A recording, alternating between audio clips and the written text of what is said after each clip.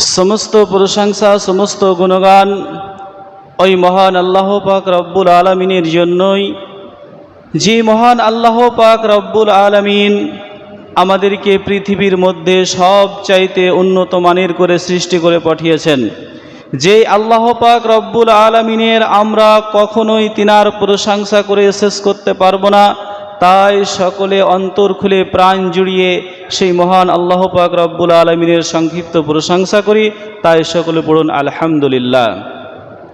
तारपरे तिनार प्रेरित रसूल नबी कुले शिरोमणि विप्लबी नेता नबी मोहम्मद मुस्तफा सकले पड़ुन सल्लल्लाहु आलैहि वसल्लम।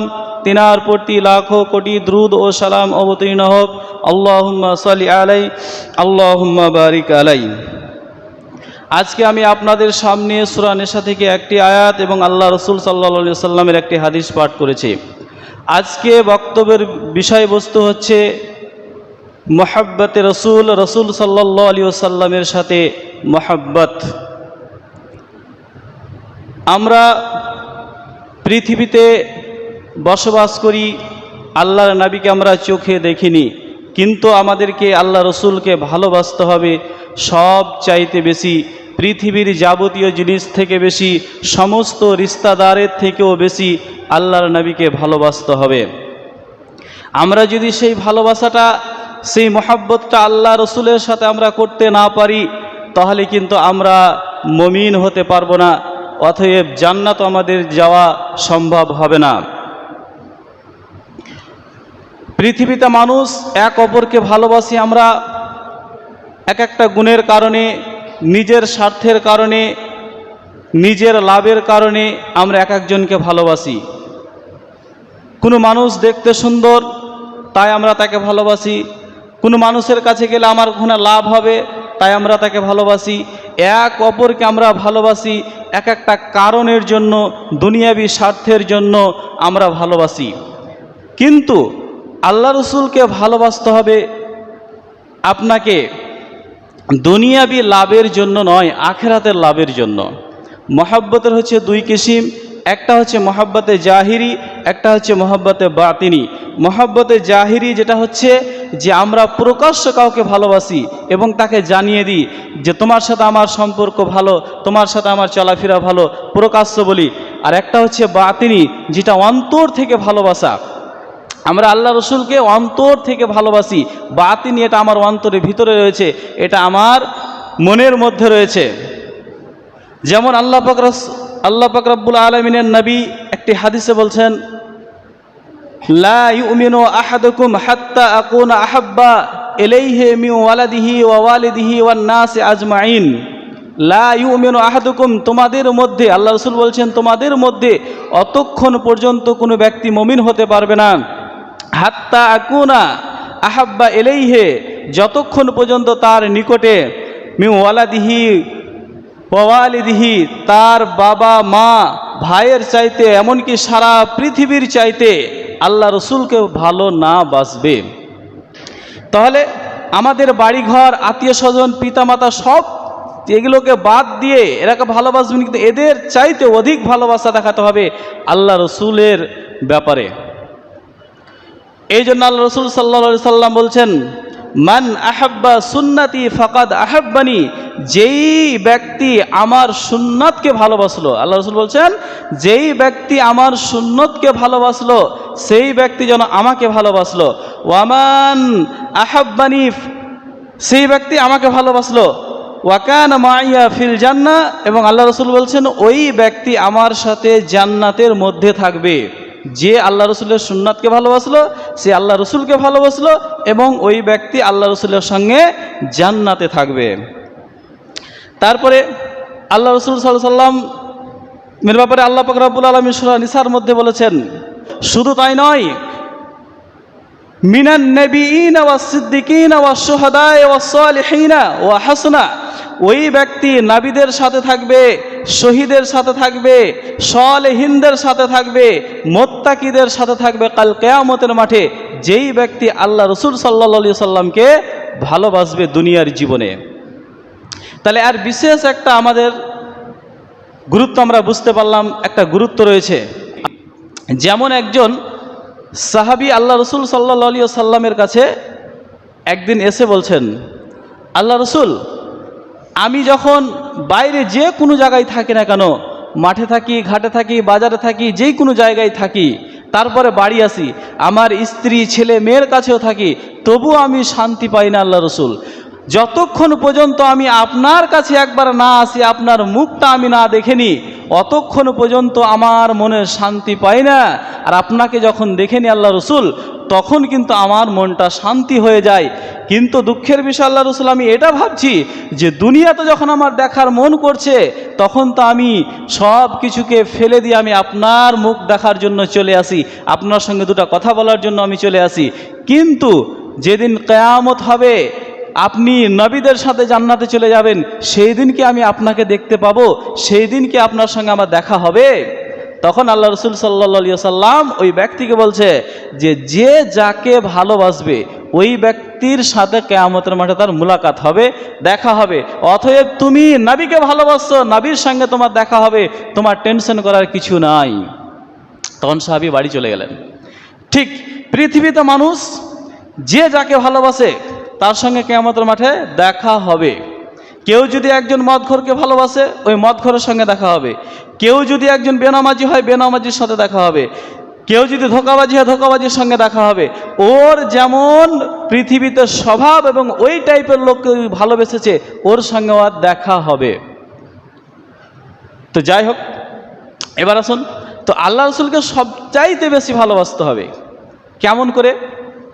আপনাকে বলি যে হযরত উমর ফারুক রাদিয়াল্লাহু তাআলা আনহু একটি ঘোড়ার উপরে চড়ে আছেন, আল্লাহ রসুল একটি ঘোড়ার উপরে চড়ে আছেন।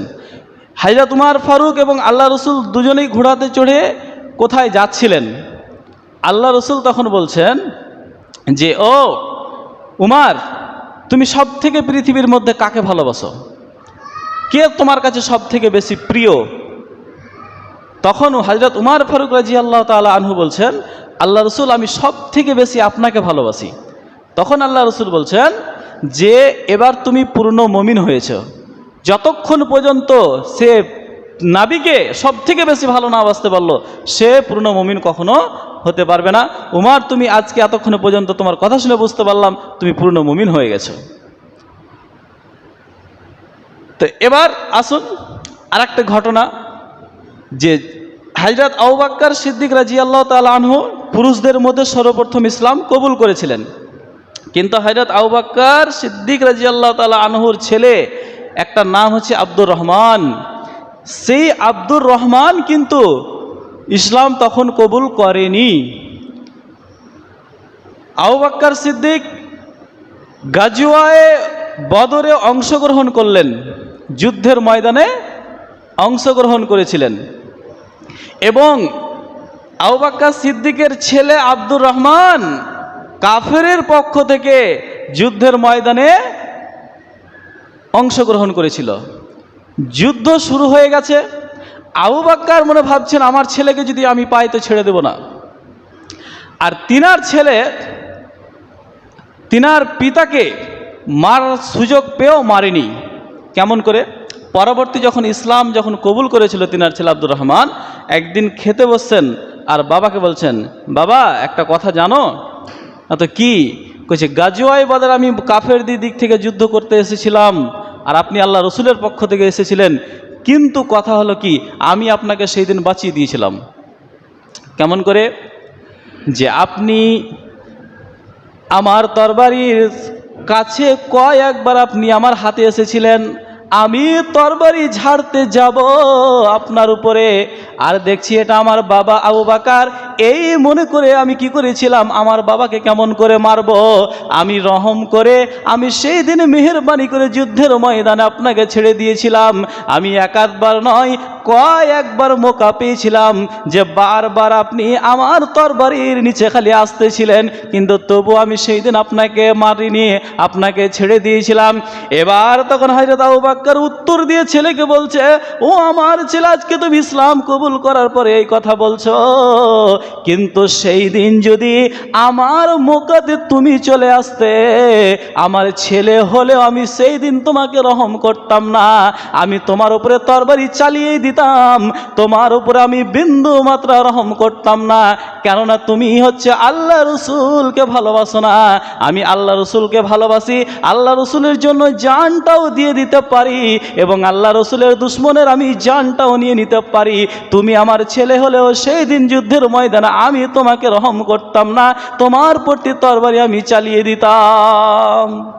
তো হযরত আবু বকর সিদ্দিকের ভালোবাসাটা কেমন আল্লাহ রসুলের সাথে, যে আল্লাহ রসুলকে আমি ভালোবাসি এবং তিনার জন্য জানও দিয়ে দিতে পারি, আর আমি তিনার জন্য তার দুশ্মনদের জানও নিয়ে নিতে পারি। তো সেই দিন যদি আমি মৌকা পেতাম তাহলে আমি তোমাকে ছেড়ে দিতাম না। তাহলে তিনার ভালোবাসাটা আল্লাহ রসুলের সাথে কেমন। আর একটি ওয়াকিয়া পাওয়া যায়, একজন সাহাবী আল্লাহ রসুলের কাছে যেতেন, আল্লাহ রসুলের কাছে বসতেন, উঠতেন, হাদিস কোরআন শুনতেন, কিন্তু তিনার স্ত্রী এটাকে পছন্দ করতো না। যখন তখন ওই সাহাবীকে মানা করত, কিন্তু সাহাবী মানা শুনতেন না। একদিন পরিস্থিতি এমন হয়ে গেল যে ওই সাহাবী বলছেন যে আমার স্ত্রী আল্লাহ রসুলকে আমার সামনে গালি দিতে শুরু করলো, কয়েকটা ভাষা বলে আল্লাহ রসুলকে গালি দিয়ে দিলেন। তো ওই সাহাবী বলছেন যে আমি এটাকে বরদাস্ত করতে পারলাম না, বাড়িতে একটা খাঞ্জার ছিল, লোহার খাঞ্জার ছিল, সে খাঞ্জারটাকে নিয়ে আমি কি করলাম, আমার স্ত্রীর পেটে আমি কি করলাম, সেই খাঞ্জারটাকে ঢুকিয়ে দিলাম এবং তাকে আমি হত্যা করে দিলাম।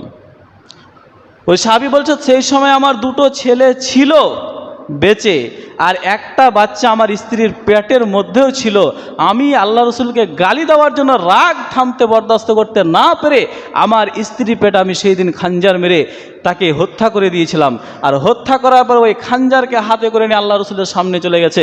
আল্লাহ রসুলকে গিয়ে বলছে, আল্লাহ রসুল এই ঘটনা আপনাকে গালি দিয়েছে, আমি সহ্য করতে পারিনি, আর আপনাকে কে গালি দিবে আমি এটা কোনো সময় বরদাস্ত করতে পারবো না, আপনি যা বিচার করা আপনি করুন। আল্লাহ রসুল সেই দিন ওই সাহাবীর কোনো বিচার করেননি, সেই দিন কোনো বিচার করেননি, ছেড়ে দিয়েছিলেন। তাহলে আল্লাহ রসুলকে যে গালি দিবে তার পৃথিবীতে বেঁচে থাকার কোনো অধিকার নাই। যদি ভালো না বাঁচতে পারে বিপক্ষে কিছু বলা যাবে না। আর যদি কেউ বলে আল্লাহ রসুলের ব্যাপারে কোনো কুমন্তব্য কমেন্ট করে, আজে বাজে যদি বলে, তাহলে সেই ব্যক্তির পৃথিবীতে বেঁচে থাকার কোনো অধিকার নেই, কোনো তার সুযোগ নাই। যখন আল্লাহ রসুল গাজওয়ায়ে বদরে যখন জয়লাভ করলেন, মুসলমানেরা বিজয় হলো, তখন মুনাফিকের যে সব থেকে বড় নেতা সর্দার যখন আল্লাহ রসুল আমার বাবা আপনাকে এই কথা বলেছে, আপনাকে নাকি মদিনা থেকে বের করে দিবে, আপনি নাকি খারাপ মানুষ, সে নাকি ভালো মানুষ, আপনি খালি হুকুমটা পারমিশনটা আমাকে দেন, আপনি পারমিশনটা দিলেই আমি কি করব, তাকে হত্যা করে দেব। আল্লাহ রসুল বললেন তোমাকে হত্যা করতে হবে না, একে ছেড়ে দাও। এর শাস্তি হলো এটাই যে তার নিজের ছেলে হয়েও তার কাছে সম্মান পেল না, তার কাছে বেইজ্জত হলো, লাঞ্ছিত হলো, এটাই হচ্ছে তার শাস্তি, ওকে ছেড়ে দাও। তখন তিনার ছেলে বলছে আল্লাহ রসুল আজকে ছেড়ে দিতে বললেন, ছেড়ে দিলাম, যদি আমার বাবা এরপরে কোনো অন্যায় করে, আপনার ব্যাপারে যদি আর কিছু বলে, আপনি খালি আমাকে হুকুম করবেন, পারমিশন দিবেন, আর এই ভালো কাজটা অন্য কাউকে দিবেন না। আমি আমার পিতাকেও আমি ছাড়ব না, সেই দিন তার মুন্ড কেটে নিয়েছে আপনার কদমে আমি দিয়ে দিব।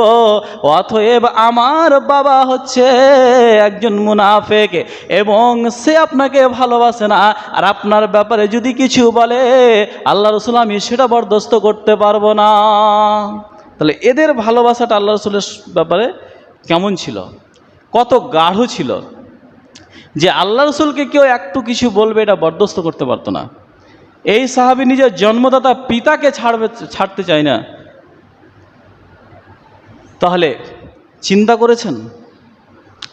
আরেকটি কথা, একদিন আল্লাহ রসুল খুতবা দিচ্ছেন, খুতবা চলতে আছে, খুতবা চলাকালীন কেউ কারোর সঙ্গে কথা বলতে পাবে না, কেউ যদি কথা বলে ওকে মানা করতেও পাওয়া যাবে না। এটা আল্লাহ নবীর হাদিস যে খুতবা যখন চলবে তখন কেউ কথা বললে কথা বলা নিষেধ, আবার যদি কেউ কথা বলে তাহলে তাকে মানা করতেও পাওয়া যাবে না। তাহলে কতটা সাবধানতা অবলম্বন করে চলতে হবে। তো একদিন একটা সাহাবী, আল্লাহ নবী খুতবা দিচ্ছেন, আর একদিন একটা সাহাবী দাঁড়িয়ে গেছেন। তখন আল্লাহ রসুল বলছেন, ইজলিস মাকানা, তুমি তোমার জায়গায় বসে যাও। এর অর্থ হচ্ছে তুমি তোমার জায়গায় বসে যাও। আর সেই সময় আব্দুল্লাহ ইবনে মাসউদ মসজিদে প্রবেশ করছেন। মসজিদের গেটে একটা পা বাইরে আছে, একটা পা ভিতরে আছে, একটা পা বাইরে, একটা পা ভিতরে। আর আল্লাহ রসুল খালি বলেছেন ইজলিস মাকানা, তোমার জায়গায় বসে যাও। আব্দুল্লাহ ইবনে মাসউদ ওই জায়গাটাতেই বসে গেছেন, এক পা গেটের ভিতরে, এক পা গেটের বাইরে। পরবর্তী আল্লাহ রসুল তখন বলছিলেন যে, ও আব্দুল্লাহ ইবনে মাসউদ, তুমি দেখলাম ভিতরে প্রবেশ করছিলে, একটা পা ভিতরে একটা বাইরে, তুমি ওই অবস্থায় কেন বসেছো? আপনাকে জিজ্ঞাসা করছি, একটা পা যদি ভিতরে হয়, একটা বাইরে হয়, ওই মানুষটা বসে থাকতে গেলে তাকে কতটা কষ্ট করতে হয়। কিন্তু ওই সাহাবী ওই মতো অবস্থায় বসে থেকে গিয়েছিল। আল্লাহ রসুল তখন পরে বলেছিলেন, এটা তোমাকে আমি বলিনি, অন্য একজন আমার সাহাবাকে বলেছিলাম, খুতবা চলাকালীন অবস্থায় বিনা কারণে দাঁড়িয়ে গিয়েছিল, এই জন্য বলেছিলাম। আব্দুল্লাহ ইবনে মাসউদ, আমি তোমাকে বলিনি, তুমি কেন এটা করলে? আব্দুল্লাহ ইবনে মাসউদ বলছিলেন, উত্তর দিয়ে বলেছেন, আল্লাহ রসুল, আপনি কাকে বলেছিলেন এটা আমি বুঝতে পারিনি, আপনি বসতে বলেছেন আর আমি বসে গিয়েছি। আমি এটা মনে করলাম যদি না বসে যাই আর আমি যদি ভিতরে প্রবেশ করে যাই, হতে পারে আল্লাহ রসুলের এটা আমি অন্যায় করলাম, আল্লাহ রসুলের হয়তো নাফরমানি করে ফেলবো, আর এই নাফরমানি করার কারণে হয়তো আমি জান্নাত হারিয়ে ফেলবো। অতএব আল্লাহ রসুল, আমি এই মনে করে আমি ওই জায়গাতেই বসে গিয়েছিলাম। তাহলে এই সাহাবী কিভাবে আল্লাহ রসুলকে মানলেন, কিভাবে তার প্রমাণটা দিচ্ছেন যে আমি যদি ভিতরে চলে যাই মনে হয় নাফরমানি করে ফেলবো, আখেরাত আমার হয়তো হারিয়ে যাবে, এই মনে করে আমি ওখানেই বসে গিয়েছিলাম। তাহলে আল্লাহ রসুলকে এই সাহাবা ইকরামেরা কিভাবে ভালোবাসতেন, কিভাবে মহব্বত করতেন, কিভাবে তিনারা দেখাতেন যে আল্লাহ রসুল, আপনার সঙ্গে আমাদের ভালোবাসা রয়েছে, আপনার জন্য আমরা জান দিয়ে দিতে পারি। আজকে বর্তমান যুগে যে আল্লাহ রসুলকে নিয়ে অনেক কিছু বাড়াবাড়ি যারা করছে, এরা ভাবছে আমরা আল্লাহ রসুলকে ভালোবাসি। মিলাদুন নবী, মহরম খেলা ইত্যাদি, এইগুলোতে রসুলকে ভালোবাসা দেখায় এরা। মিলাদুন নবীতে তারা হালুয়া রুটি খায়, যে নবীর তো দাঁত ছিল না, হালুয়া রুটি খেয়েছে। আমরা যদি হালুয়া রুটি খেয়ে নিতে পারি একবার, তো রসুলকে একবারে বিরাট ভালোবাসা দিয়ে খেতে পারলাম। এর নাম ভালোবাসা? আল্লাহ রসুল গাজওয়ায়ে উহুদে দাঁত শহীদ হয়ে গিয়েছিল, দাঁত ভেঙে গিয়েছিল। তো তুমি আগে নিজের দাঁত দুটাকে ভাঙো কিছু একটা দিয়ে। আল্লাহ রসুলের দাঁতটা তো কাফেরেরা ভেঙেছিল মেরে দিয়ে, তো তুমি নিজে একটা দাঁত দুটাকে ভাঙো, দাঁত দুটাকে আগে হটাও, দিয়ে হালুয়া রুটি খাও, দেখি তোমার কত ভালোবাসা আছে। তাহলেই তো বুঝতে পারবো আল্লাহ রসুলের ভালোবাসাকে সাহাবা ইকরামরা কীভাবে দেখিয়েছেন। একদিন হযরত উমর ফারুক রাদিয়াল্লাহু তাআলা আনহু বলছেন কি, যে আমার একটা ছেলে বাইরে থেকে দৌড়িয়ে আসছিল, আস্তে আস্তে বাড়িতে প্রবেশ করলো। আর বাড়িতে প্রবেশ করার পরেই তখন বলছে, বাড়িতে কিছু খাবার আছে? বাচ্চারা যেমন বাড়িতে এসে খাবার ঢুঁড়ে, হযরত উমর ফারুক রাদিয়াল্লাহু তাআলা আনহু বলছেন যে হ্যাঁ, বাড়িতে খাবার আছে, কদু রান্না করা আছে, এই যে কদ্দু, এই কদু খেয়ে নাও। তখন তিনার ছেলে বলছে যে এটা কোনো খাবার হলো নাকি, আমি কদু খাবো, এটা আমার পছন্দ নয়। তখন হযরত উমর ফারুক বলছেন যে তুমি এটা খাবে কি খাবে না সেটা বলো, তোমার পছন্দ অপছন্দ আমি এখানে শুনবো না, তুমি খাবে কি খাবে না, না না কোনটা? তখন হযরত উমর ফারুক, যে রাগ, ছেলে বুঝে গেছে যে না খেলে অবস্থা হয়তো কঠিন হয়ে যাবে, তখন খেতে বসে গেলেন। সম্পূর্ণ খাবার খেয়ে শেষ করলেন, হযরত উমর ওখানে দাঁড়িয়ে আছেন। আর খাওয়ার শেষের পরে তখন হযরত উমর ফারুক তরবারিটা নিয়ে এসে বলছে ছেলেকে, যে তুমি যদি এর পরে একদিনের জন্য বলেছে যে এই খাবারটা কোনো খাবার হলো নাকি, তাহলে তোমার আমি মুন্ড কেটে তোমাকে আমি 2 খণ্ড করে দেবো। বলছি কেন? এই জন্য যে আল্লাহ রসুল সাল্লাল্লাহু আলাইহি ওয়াসাল্লাম এই কদু খেতে অত্যাধিক ভালোবাসতেন, মাংসর সঙ্গে কদু রান্না করতেন এবং বাড়িতে রান্না করা হতো, এবং আল্লাহ রসুল এই মাংস আর কদুকে খুব পছন্দ মনে করে খেতেন। আল্লাহ রসুলের কদু খাওয়াটা পছন্দ, এটা আল্লাহ রসুলের যখন পছন্দ, আমি উমর আমারও পছন্দ, আর তুমি আমার ছেলে হয়ে আল্লাহ রসুলের কদুকে তুমি অপছন্দ করছো? তোমার এত বড় সাহস! এরপরে যদি খালি তুমি এরকম একটা কথা বলেছো, আমি তোমার মুন্ডু কেটে নেব। এটা হচ্ছে আল্লাহ রসুলের ভালোবাসা। কীরকম দেখুন, সামান্য একটা কদু খাওয়া নিয়ে হযরত উমর ফারুক রাদিয়াল্লাহু তাআলা আনহু কথা বলছেন। যুদ্ধের ময়দানে একজন মহিলা, তার বাবা, তার ভাই, তার স্বামী, তার ছেলে, 4 জন গেছে যুদ্ধে, গাজওয়া ইহুদে যুদ্ধ করতে। গাজওয়া ইহুদে মুসলমানেরা পরাজিত হয়েছিল এবং ৭৭ জন শহীদ হয়েছিল। এর মধ্যেও এই মহিলার যে 4 জন গেছে, 4 জনই শহীদ হয়ে গেছিল। তারপরে যুদ্ধের ময়দানে আল্লাহ রসুলকে দেখতে গিয়েছিলেন। দেখতে যাওয়ার পরে তখন সাহাবায়ে ইকরামেরা বলছে, তোমার স্বামী শহীদ হয়ে গেছে, অমুক শহীদ হয়ে গেছে, তোমার বেটা শহীদ হয়ে গেছে। তখন ওই মহিলা বলছে, আমার স্বামী চলে গেছে, আমার কোনো টেনশন নাই, আমার কোনো চিন্তা নাই, আমার বিশ্বনবী কেমন আছে সেই কথা বলো। সাহাবায়ে ইকরামেরা যখন বলেছিলেন যে বিশ্বনবী শাহী সালামত আছে, একটু কোনো অসুবিধা হয়েছে, কিন্তু তিনি এখনও জীবিত আছেন, ভালো আছেন, তখন ওই মহিলা একটা কথা বলেছিলেন, কি যে বিশ্বনবী যদি ভালো থাকে, বিশ্বনবীকে একবার দেখলেই আমাদের আর কোনো টেনশন থাকে না, মনে হচ্ছে সব কিছু দুঃখ কষ্ট ভুলে যায়। এরা কেমন আল্লাহ রসুলকে ভালোবাসতেন। আমাদের প্রত্যেকটা কাজ কামে আল্লাহ রসুলের ভালোবাসা দেখাতে হবে, যে আমরা সত্যি আল্লাহ রসুলকে ভালোবাসছি। আল্লাহ রসুল কী কী জিনিস পছন্দ করতেন, কী কী জিনিস অপছন্দ করতেন, এই দুটো জিনিসকে আমাদেরকে পার্থক্য করতে হবে এবং সেই অনুযায়ী আমাদেরকে চলতে হবে। তাহলে আল্লাহ রসুলকে আমাদেরকে ভালোবাসা দেখাতে পারবো এবং আল্লাহ রসুল আমাদেরকে চিনতে পারবেন। যাই হোক, সর্বশেষে আল্লাহ পাক রব্বুল আলমিনের কাছে দোয়া করি, আল্লাহ পাক রব্বুল আলমিন যাতে আমরা আল্লাহ রসুলকে ভালোবাসতে পারি, আল্লাহ রসুলের সুন্নাতকে ভালোবাসতে পারি, আল্লাহ রসুলের নিয়ম অনুযায়ী আমরা চলতে পারি, তার জন্য তৌফিক দান করেন। সকলে বলুন আল্লাহুম্মা আমিন।